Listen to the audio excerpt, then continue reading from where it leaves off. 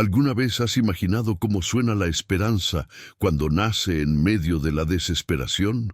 En la caótica y ruidosa plaza de Tijuana, en medio de vendedores ambulantes y el bullicio indiferente de la multitud, un sonido puro y melancólico se alzaba como una flor en el asfalto. Era la música de Sofía. Para el mundo, ella era solo la cieguita, una figura frágil sentada en un taburete desgastado, cuyos dedos danzaban sobre las teclas amarillentas de un viejo teclado. Las monedas que caían en su lata no tenían el sonido de la admiración, sino el de la piedad, un eco metálico del desprecio que la sociedad reservaba para los invisibles. Pero dentro de Sofía, en su mundo de oscuridad, cada nota era un color, una luz. Ella no tocaba por limosna, tocaba como quien reza. Cada melodía era una plegaria desesperada por su hermana menor, Ana, la única luz que los ojos de su alma conocían, y cuyo sueño era poder ver algún día el mundo que Sofía solo sentía. A pocos metros de allí, fingiendo acomodar los productos de su puesto de artesanías, estaba Elena. El corazón de su tía se partía en 1000 pedazos con cada acorde que Sofía tocaba. Para Elena, una mujer cuya dulzura había sido corroída por la dureza de la vida, aquella música no era esperanza, era un riesgo, era la vulnerabilidad de su niña expuesta al mundo, una invitación abierta para los lobos que ella sabía que existían. Cada mirada de lástima lanzada a Sofía, cada moneda de compasión, era un recordatorio de la promesa que le hizo a su hermana en su lecho de muerte, proteger a esas dos niñas a cualquier costo. Ella veía la fuerza en Sofía, pero temía que el mundo la rompiera. El cinismo de Elena era un escudo, forjado en el miedo y en el amor protector más feroz que se pueda imaginar. Ella prefería 1000 veces que el sueño de Sofía muriera a verla ser destruida por él, y mal sabía ella que la prueba más grande de todas estaba a punto de llegar dentro de un coche oscuro y lujoso. Fue entonces cuando el cielo de 1906, Tijuana, hasta ese momento de un azul polvoriento y cansado, decidió romperse en un llanto torrencial. La lluvia cayó de súbito, violenta y fría, dispersando a la multitud y transformando la plaza en un desolado escenario de charcos y prisas. Ajenos a todo, los dedos de Sofía no se detuvieron. Al contrario, parecieron encontrar en la melancolía de la lluvia una compañera para su música, interpretando una pieza cargada de una tristeza tan profunda que dolía. En ese preciso instante, un sedán, negro, largo y lujoso como una pantera dormida, se detuvo en el borde de la plaza. Su motor, un murmullo casi imperceptible. Dentro, en el opulento silencio de los asientos de cuero, Ricardo Vargas miraba las gotas de lluvia golpear el cristal blindado con absoluta indiferencia. Para él era solo otro día gris en una vida que había perdido todo su color años atrás. Su chofer, impaciente, carraspeó, listo para pedirle a la muchacha que se moviera, pero una nota, solo una, atravesó el blindaje del coche y el muro de apatía de Ricardo. Era una melodía que él había enterrado en lo más profundo de su memoria, una pieza que su hija, su pequeña Lía, solía tocar para él. El corazón del millonario, una máquina que solo bombeaba sangre por rutina, dio un vuelco brutal. Cada acorde era un fantasma, una caricia de un recuerdo que quemaba como fuego. El rostro de su hija apareció ante él, sus manos pequeñas sobre un piano de cola, su risa llenando un salón que ahora solo acumulaba polvo y silencio. El mundo exterior se desvaneció. Ya no había lluvia, ni plaza, ni chofer, solo estaba esa música, un puente imposible hacia un pasado que lo había destrozado. «No la interrumpas», ordenó Ricardo a su chofer con una voz ronca, quebrada por una emoción que no había sentido en una década. Abrió la puerta del coche sin esperar respuesta y salió a la lluvia torrencial, un acto tan impulsivo y fuera de lugar para él que sintió el impacto del agua fría en su traje de diseñador como un despertar violento. Caminó lentamente hacia la fuente de esa tortura hermosa, ignorando el lodo que manchaba sus zapatos italianos de miles de dólares. Allí estaba ella, la cieguita, una muchacha empapada, con el rostro levantado hacia un cielo que no podía ver, completamente absorta en su arte, ajena al millonario que se acercaba como un peregrino a un altar. Ricardo se detuvo a pocos pasos, un gigante de la industria reducido a un simple padre con el corazón roto. Observó sus manos, tan seguras y llenas de vida sobre ese teclado de juguete, y el contraste con su propia existencia, vacía y muerta, fue demoledor. Y entonces ocurrió. Una lágrima, caliente y solitaria, se deslizó por su mejilla, mezclándose con la lluvia fría. Fue la primera en años, una grieta en la represa de su dolor. Se quedó allí, inmóvil, hasta que la última nota se desvaneció en el aire, dejando un silencio más sobrecogedor que cualquier tormenta. Fue solo entonces que Sofía sintió su presencia. Ricardo se acercó, sacó un fajo de billetes de su cartera, una cantidad que podría cambiarle la vida, y lo puso junto a la lata de monedas. Junto al dinero, dejó una tarjeta de presentación. «Tu talento no merece la calle», susurró con la voz rota. «Llámame, por favor». Y sin esperar respuesta, dio media vuelta y regresó a su coche, dejando a Sofía temblando, no por el frío, sino por el peso de un milagro inesperado.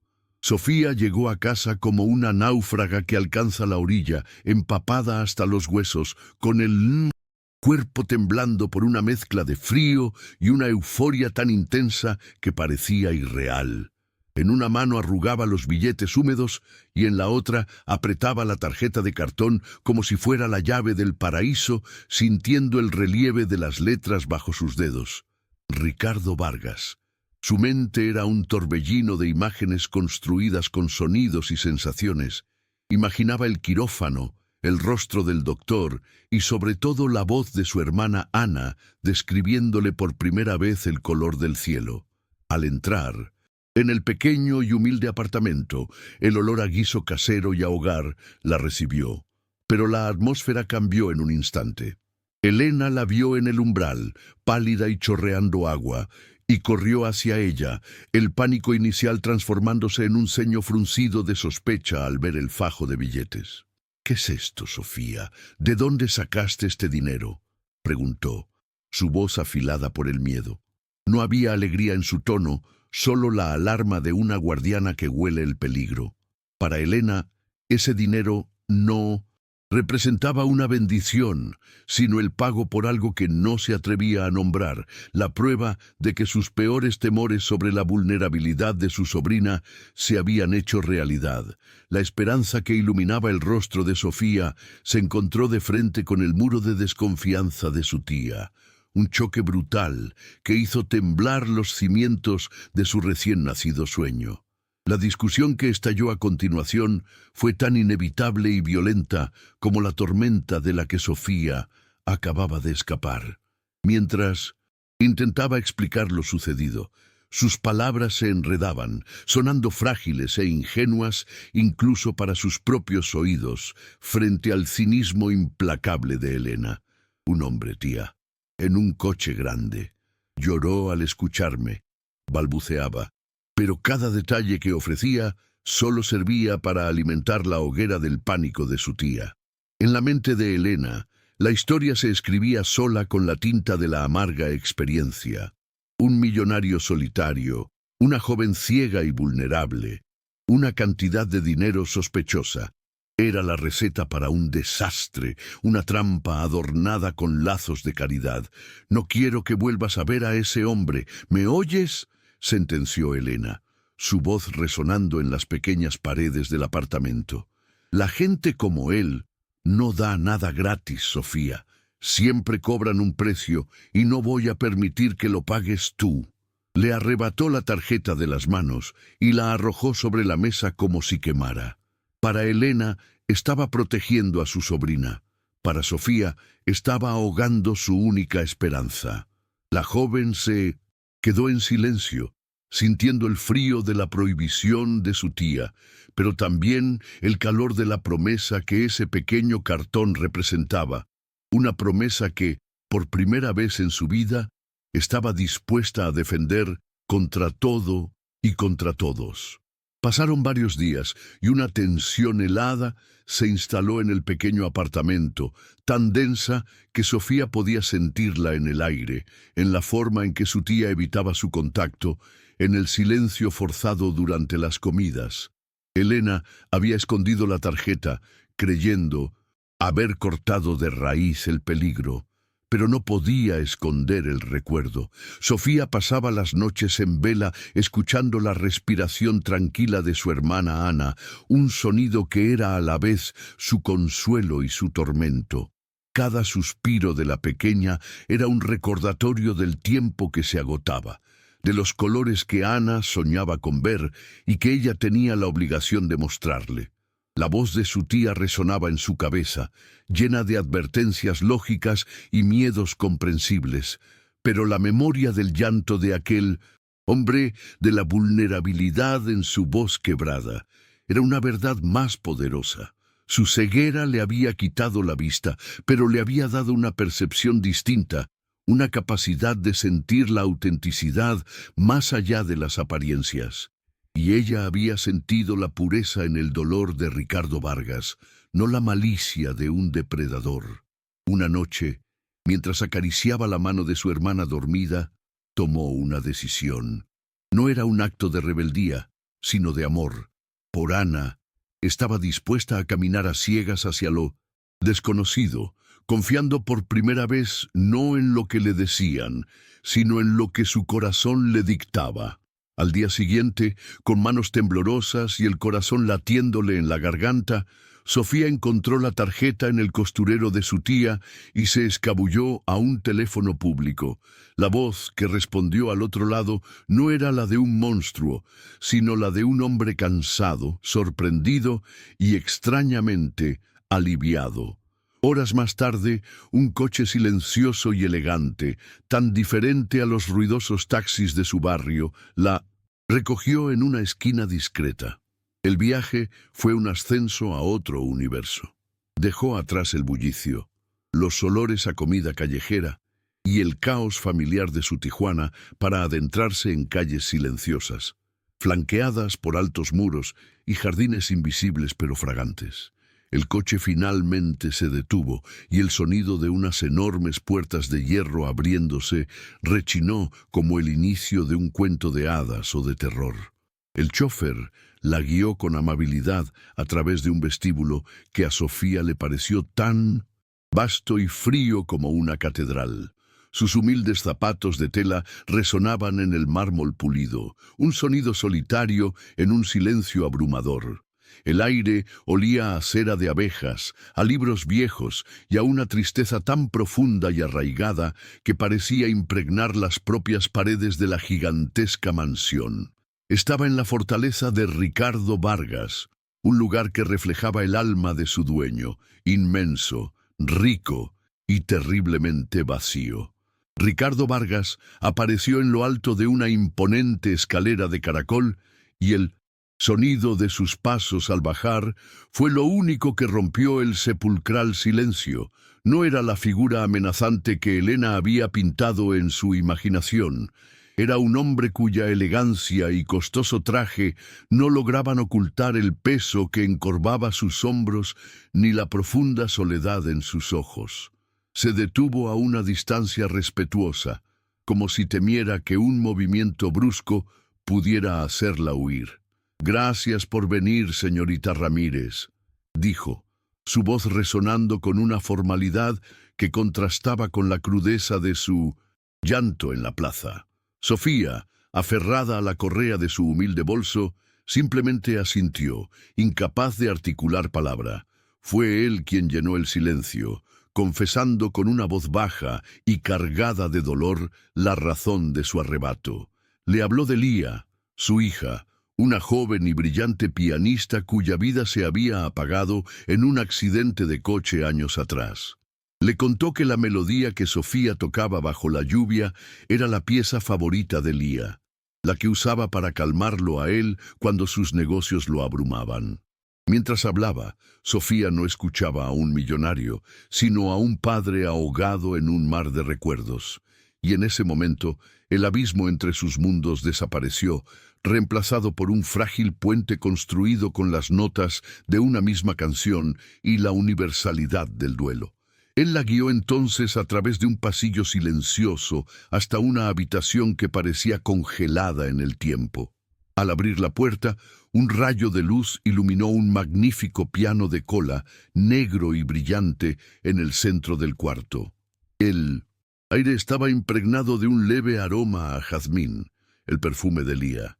Este era su santuario, susurró Ricardo, más para sí mismo que para ella. Le explicó que, desde la muerte de su hija, nadie había tocado ese piano, que el talento y los sueños de Lía se habían quedado encerrados entre esas paredes. En los ojos de Sofía, él no veía solo un talento desperdiciado en la calle, sino una segunda oportunidad, no para su hija, sino para la música que ella había dejado huérfana. Fue entonces cuando le hizo la propuesta, no como un acto de caridad, sino como un pacto. «Yo le daré las herramientas», dijo con una nueva firmeza en su voz. «Le pagaré las clases con el mejor maestro de México y la inscribiré en el concurso nacional de piano.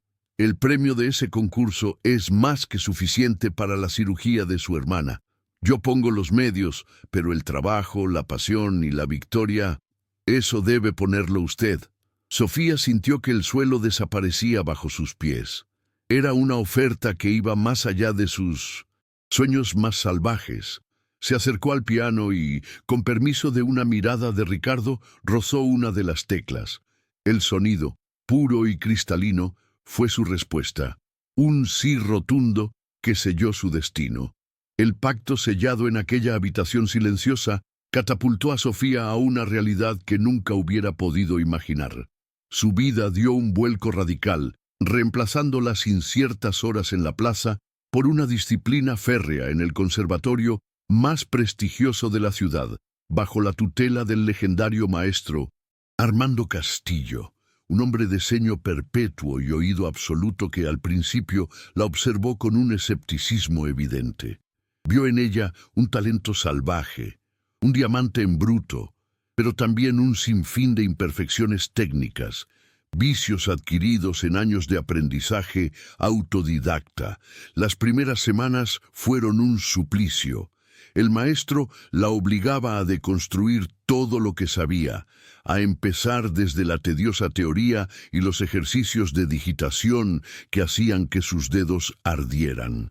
Más de una noche, Sofía regresó a casa con el alma frustrada y los músculos de sus manos acalambrados, preguntándose si no había cometido un error, si no estaba intentando volar con unas alas que no le pertenecían. Era una lucha constante entre la pasión innata que la hacía sentir la música y la técnica rigurosa que amenazaba con convertirla en un autómata. Ricardo se mantenía a una distancia prudente, un patrocinador silencioso que solo llamaba para asegurarse de que tenía todo lo que necesitaba. Pero Sofía sabía que el peso de la promesa recaía enteramente sobre sus hombros. Si la batalla técnica con el maestro Castillo era agotadora, el combate emocional que libraba en los pasillos del conservatorio era aún más cruel. En ese mundo de privilegio, donde los apellidos importaban más que el talento y la ropa de marca era un uniforme, Sofía era una anomalía, un objeto de curiosidad y desdén.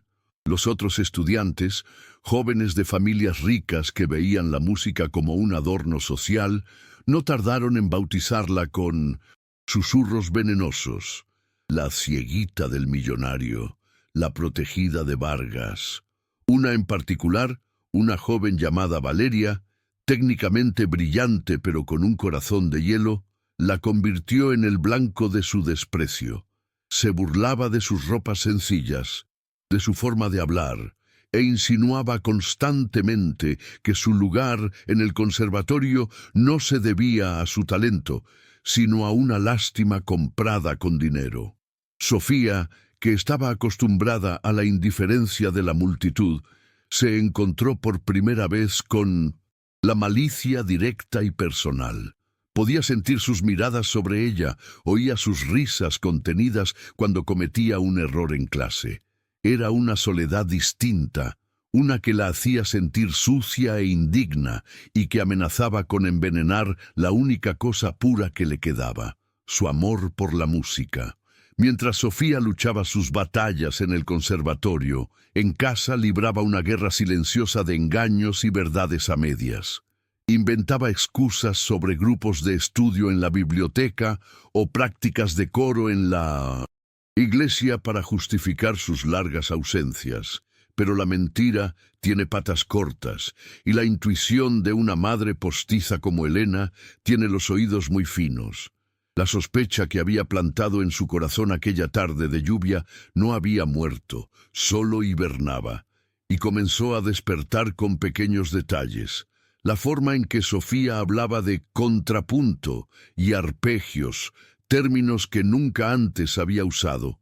El agotamiento en su rostro, que no era el cansancio de tocar en la calle, sino el de un esfuerzo mental y físico extenuante. La prueba definitiva llegó una tarde, cuando, al buscar un analgésico en la mochila de Sofía, sus dedos tropezaron con un libro de partituras. No eran las sencillas melodías populares que solía tocar. Eran estudios complejos de Chopin y en la portada un sello en relieve, Conservatorio de Bellas Artes. El corazón de Elena se detuvo por un segundo y luego comenzó a latir con la furia de un tambor de guerra. El engaño era profundo, orquestado. Aquel hombre, aquel millonario, no solo le había dado dinero, la había metido en su mundo, enredándola en una red que ella no podía ver. La traición que sintió fue doble, la de Sofía, su niña, y la de ese depredador que había logrado lo que ella más temía. Sin pensarlo dos veces, con el libro de partituras en la mano, como si fuera un arma, Elena tomó un taxi y le dio al conductor la dirección de la tarjeta que había memorizado antes de esconderla. Irrumpió en la mansión Vargas, no como una mujer humilde, sino como una fuerza de la naturaleza, una leona cuyo único propósito era rescatar a su cría de las fauces del peligro.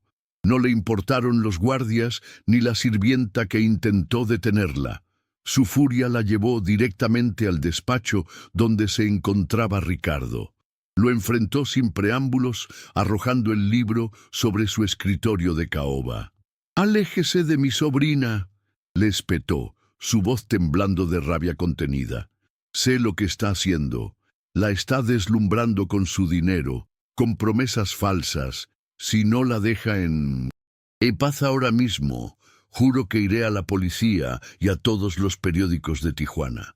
Veremos si su fortuna puede comprarlo para salir de un escándalo así». Ricardo, sorprendido por la vehemencia de aquella mujer, intentó explicarle, hablarle del concurso, del talento de Sofía, pero sus palabras rebotaban contra el muro de la convicción de Elena. Viendo que la razón no servía, Ricardo se levantó en silencio y con un gesto le pidió que lo siguiera. La condujo hasta la habitación del piano, encendió una gran pantalla en la pared y, sin decir una palabra, reprodujo un video. En la pantalla, una joven radiante y llena de vida, su hija Lía, se sentaba frente al mismo piano de cola y comenzaba a tocar. Era la misma melodía, nota por nota, que Sofía había tocado en la plaza. El rostro de Elena se transformó. Su ira comenzó a disolverse, reemplazada por una confusión que le partió el alma. El video terminó, sumiendo la opulenta habitación en un silencio tan denso que parecía sólido. En la pantalla, la imagen congelada de Lía sonreía, una dolorosa reliquia de una vida truncada. Elena se quedó mirando esa cara feliz, y todo el veneno, toda la furia justa que la había impulsado hasta allí, se drenó de su cuerpo, dejándola vacía y temblorosa. La historia que se había contado a sí misma, la del lobo y la caperucita, se hizo añicos contra la realidad de un padre de luto. Ricardo no la miraba con triunfo, sino con una tristeza compartida.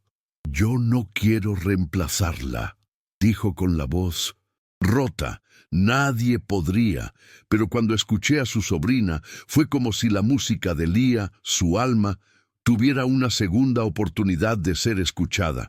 «Sofía no toca por fama ni por dinero, señora Morales. Toca por su hermana.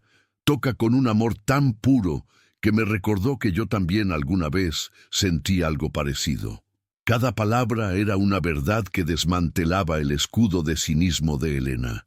Ella, que había dedicado su vida a proteger a sus sobrinas por amor, se dio cuenta de que este hombre, a su manera, el torpe y herida, intentaba hacer lo mismo por el recuerdo de su hija.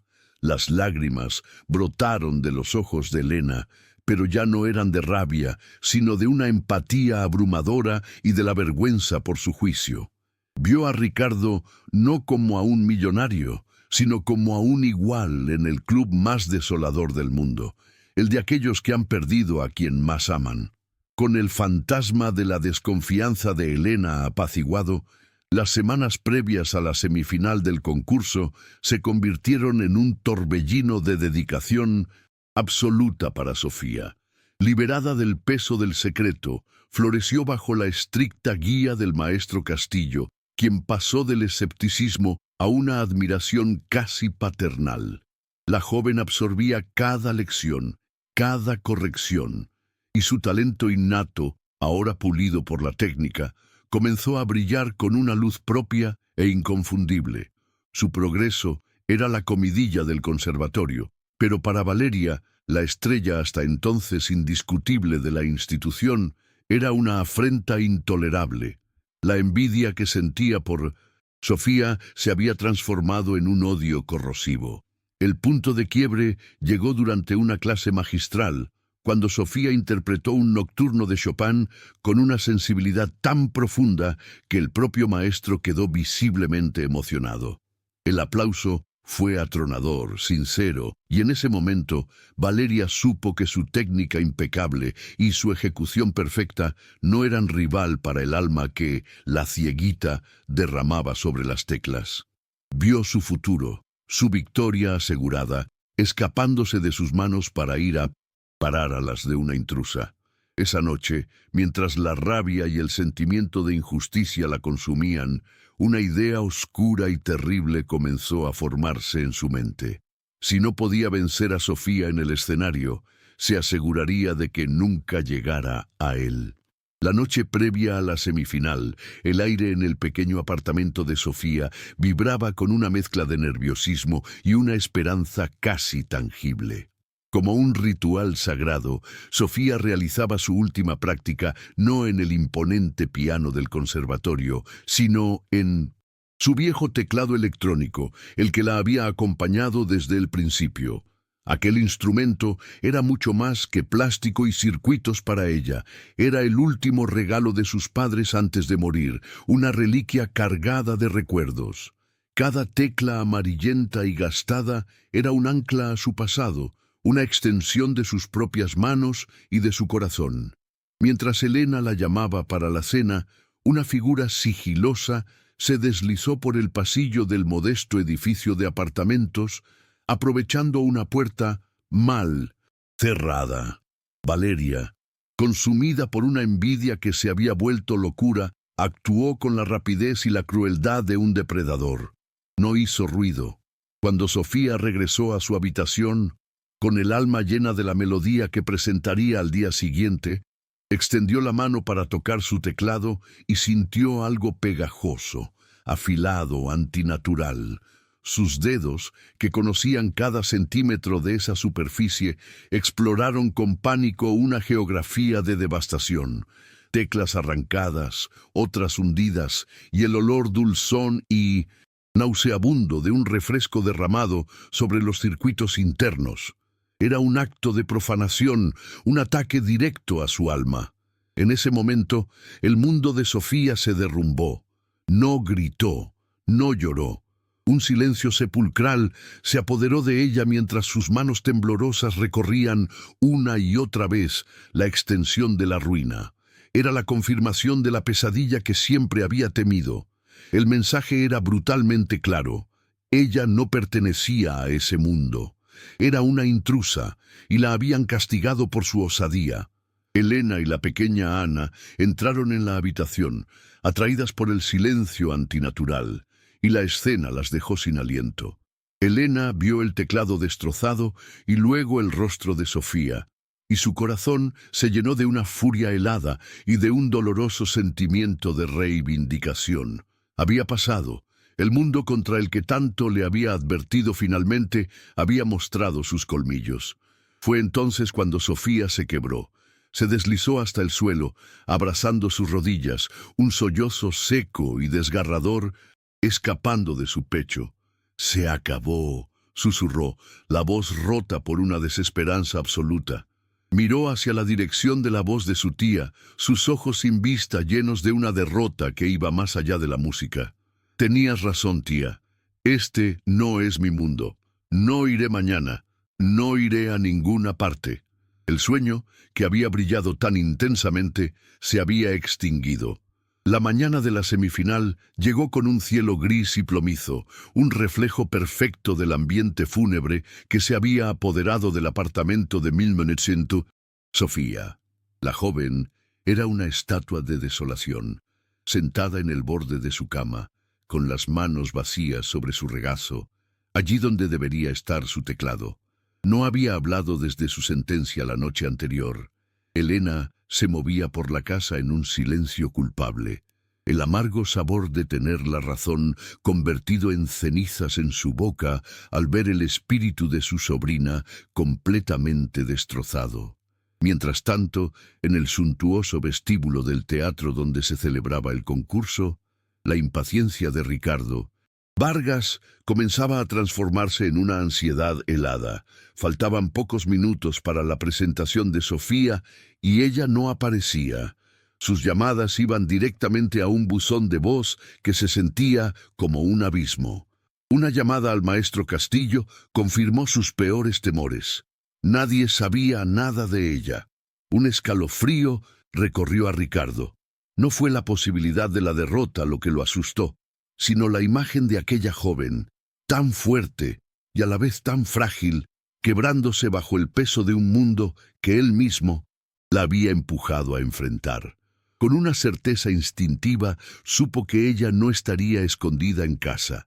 Estaría en el único lugar al que podía volver, su punto de partida.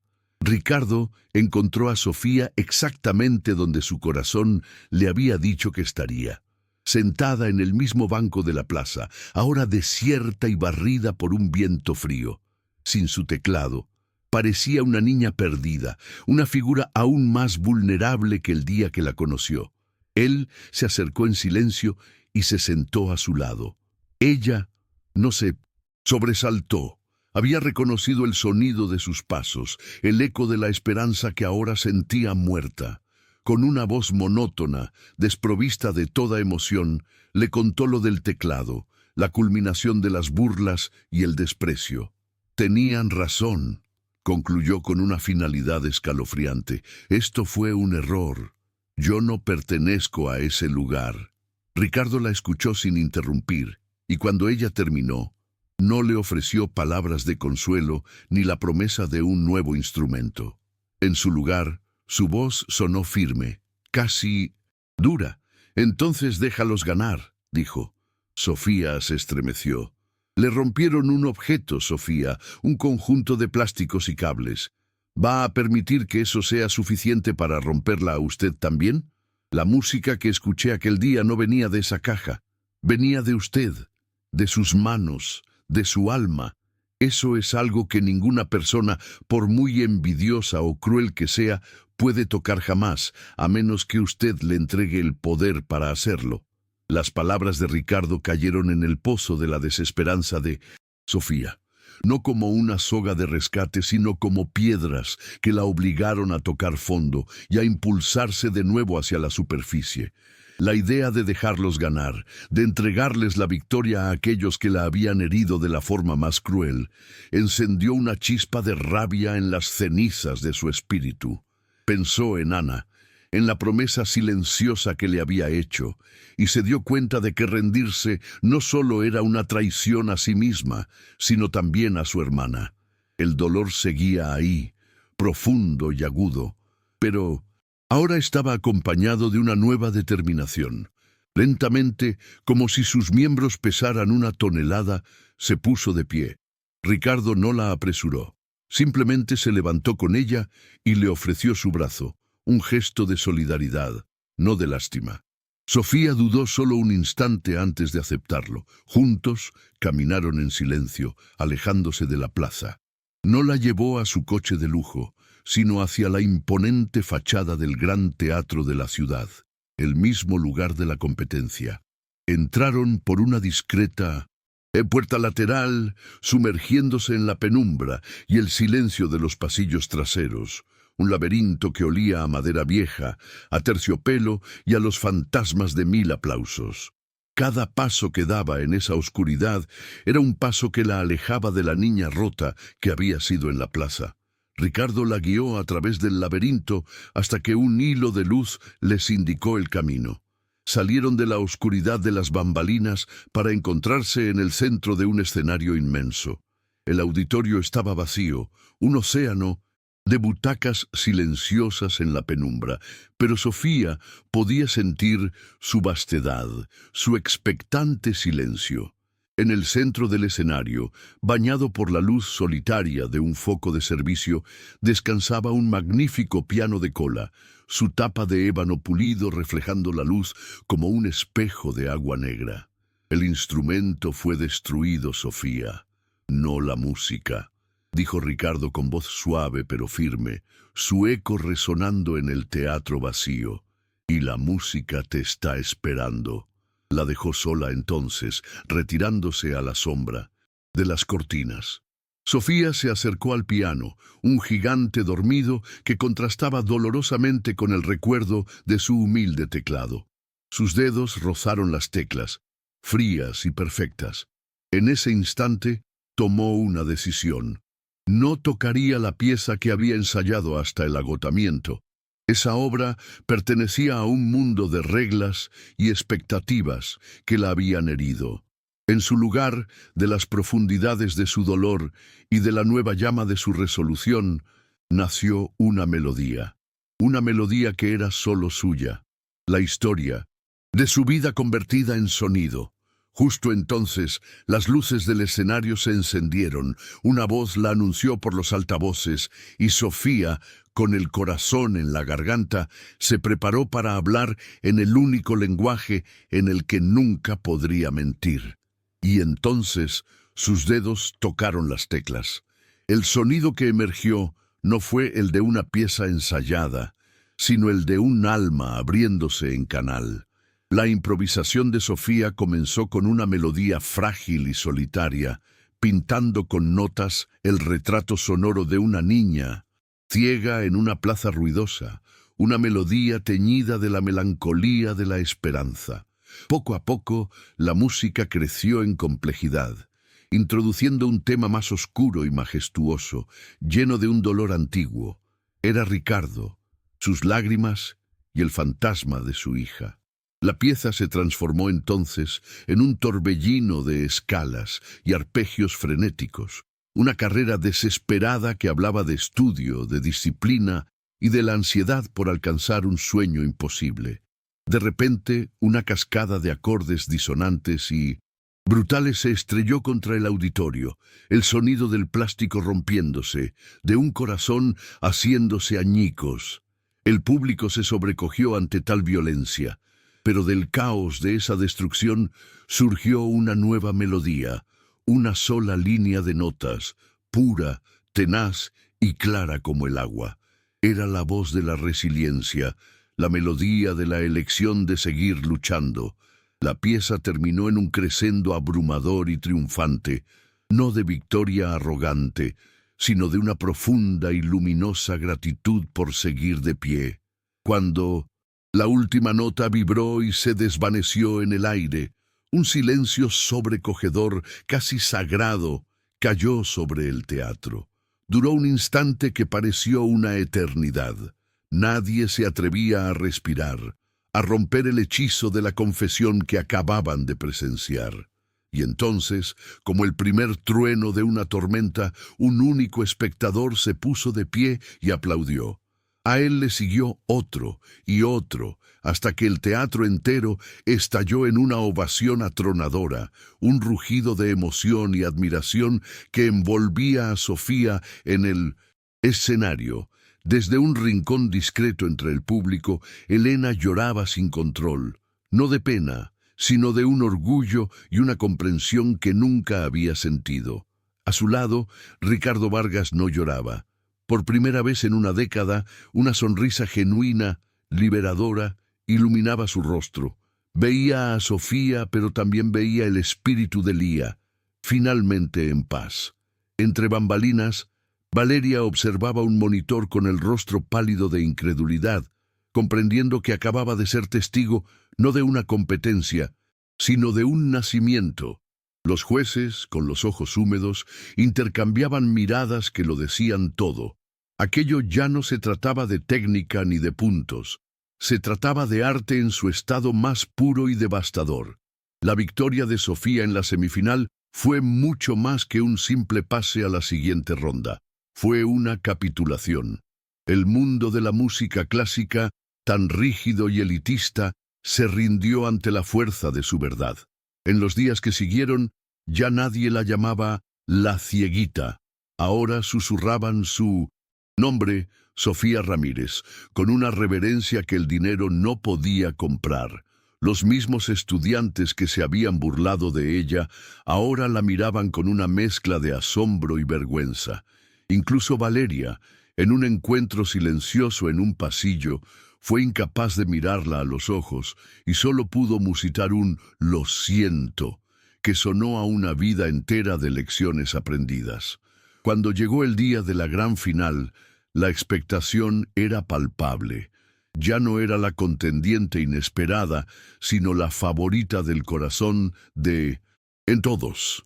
No necesitó otra improvisación catártica. En su lugar, interpretó la compleja pieza de Chopin que había preparado, pero ya no sonaba como un ejercicio técnico. Cada nota estaba impregnada de su historia, de su dolor y de su resiliencia, transformando la obra en algo completamente suyo. Ganar el concurso, recibir el cheque que cambiaría la vida de su hermana, no se sintió como un final, sino como el justo y necesario principio de todo lo demás. Meses después, en el pasillo blanco y aséptico de un hospital, el tiempo se movía con una lentitud insoportable. Sofía, Elena y Ricardo esperaban juntos, no como tres extraños unidos por la circunstancia, sino como una familia, sus manos entrelazadas formando una cadena de esperanza. Cuando el cirujano finalmente apareció con una sonrisa cansada, pero optimista, el aire contenido en sus pulmones se liberó en un suspiro colectivo. El verdadero milagro, sin embargo, llegó una semana más tarde, en una habitación inundada por el sol de la mañana. Con manos temblorosas, el doctor retiró las últimas vendas de los ojos de la pequeña Ana. Hubo un parpadeo, una mirada de confusión y luego un grito ahogado de asombro. «Sophie», susurró, las lágrimas brotando de sus ojos recién abiertos. «Todo tiene colores». Sofía se arrodilló a su lado, llorando en silencio, mientras su hermana intentaba describirle lo indescriptible. «El sol es amarillo, Sophie, como el sonido de la risa, y el cielo es azul como la música que tocas. Cuando sientes paz». En ese momento, Sofía, la niña que vivía en la oscuridad, pudo por fin verlo todo a través de los ojos de su hermana. Un año más tarde, la inmensa y silenciosa mansión de Ricardo Vargas ya no era un mausoleo de recuerdos, sino un hogar lleno de risas y música. La presencia de Sofía y Ana había abierto las ventanas y había dejado que la vida entrara de nuevo. Inspirado por la increíble jornada de Sofía y para darle un propósito eterno a la memoria de Lía, Ricardo invirtió su fortuna y su renovada energía en un nuevo proyecto, la Fundación Vargas para Jóvenes Músicos. En su gala de inauguración frente a la élite de la ciudad y a una docena de los primeros niños becados, Ricardo, con Sofía a su lado como embajadora del proyecto, pronunció un discurso que venía del alma. Habló de cómo el verdadero valor no se mide en cuentas bancarias, sino en los sueños que se ayudan a cumplir, y de cómo el arte tiene el poder de sanar las heridas más profundas. Confesó que había sido un hombre muerto en vida, y que una joven pianista ciega y su hermana pequeña, dos niñas de la calle, le habían enseñado a vivir de nuevo. Ya no era un simple millonario, era un mecenas, un mentor, y para dos niñas que habían perdido a sus padres, una figura paterna que el destino les había regalado. La escena final de esta historia no transcurre en una plaza polvorienta ni en un hospital, sino en el palco de honor del Gran Teatro de la ciudad. En el escenario, Sofía Ramírez, ya no una concursante, sino una aclamada concertista, interpreta una pieza de su propia autoría. No es una melodía de dolor ni de lucha, sino una sonata llena de luz, de gratitud y de una paz profunda. Y en el palco, la familia que la música unió la observa. Elena, radiante y elegante, ya no tiene el ceño fruncido por la preocupación, sino una sonrisa serena de puro orgullo. La pequeña Ana, con un cuaderno y lápices de colores, dibuja las formas y las luces que la música de su hermana le inspira, susurrándole de vez en cuando a Ricardo: «Esa parte suena a color naranja, ¿verdad?». Y Ricardo Vargas, el hombre que una vez lloró de dolor en una tarde de lluvia, ahora mira a la mujer en el escenario con los ojos brillantes de un padre. Están completos. La familia que nació de la tragedia y la desconfianza está ahora unida, sanada y mirando hacia un futuro brillante. Todo gracias a la niña a la que una vez llamaron la Cieguita. Historias como la de Sofía tienen un poder increíble. Nos recuerdan que la bondad y la esperanza se pueden encontrar en los lugares más inesperados y que el valor de una persona puede cambiar el mundo a su alrededor. Si su viaje también te ha conmovido, la mejor forma de aplaudir su valentía es dejando un me gusta en este video para que su mensaje de superación llegue aún más lejos. Nos emociona mucho leer lo que sientes, así que cuéntanos en los comentarios. ¿Qué momento de esta historia se quedará contigo para siempre? Y para seguir descubriendo juntos más relatos que nos tocan el alma y nos renuevan la fe en la humanidad, te invitamos a unirte a nuestra gran comunidad. Suscríbete y activa las notificaciones, porque cada nueva historia es una oportunidad para volver a emocionarnos. Te estamos esperando.